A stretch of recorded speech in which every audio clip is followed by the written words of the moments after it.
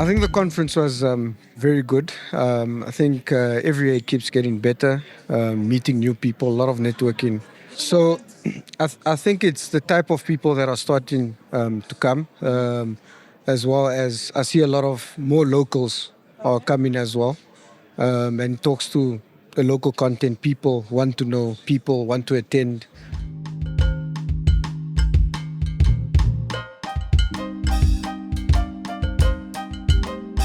So there's maybe just to speak on a bit of the discoveries. So these discoveries in the Orange Basin have a lot of vast amounts of associated gas, and with that associated gas, basically means that by the time we start producing the gas, we've actually already produced. We've produced it by producing the oil. So it's you can, to some certain extent, you can call it free gas, to be rather cheap.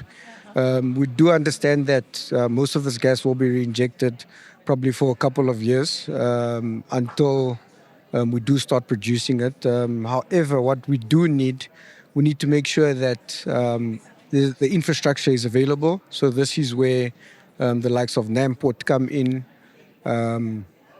as well as the supporting infrastructure around it. So basically the logistics around it as well.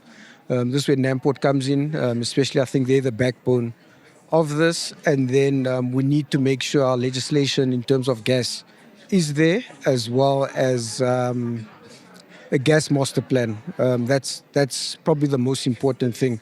We do understand that government has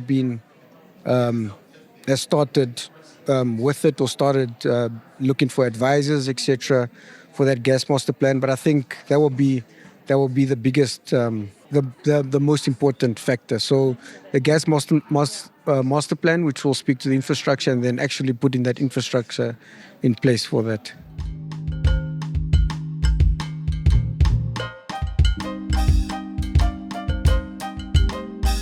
So Standard Bank, obviously in line with, we are signed up to the Equator Principles.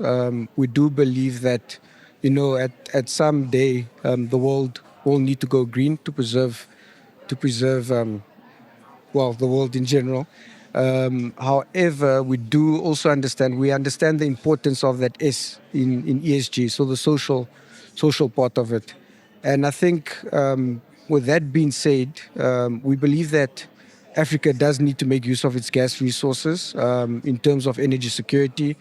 I mean, Namibia specifically has probably 50% of the population have access to electricity.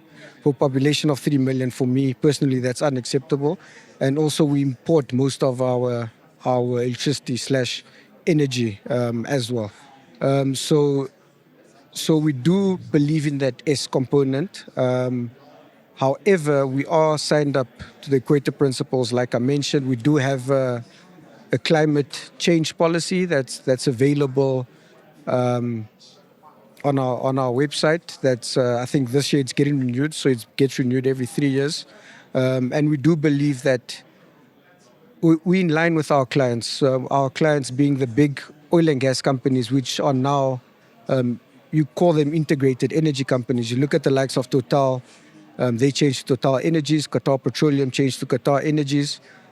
So we're in line with that, and we do believe that, or we know that all the developments going forward will be scope 1 and 2 net zero development. So with us being in line with those clients, we are in support of these decarbonization initiatives that are coming across.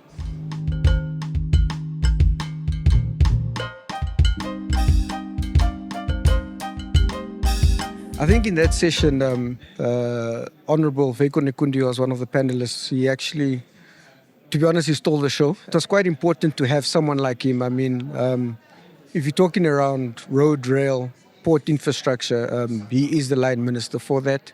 And based on that, he is he does know around the oil and gas developments that do need to happen.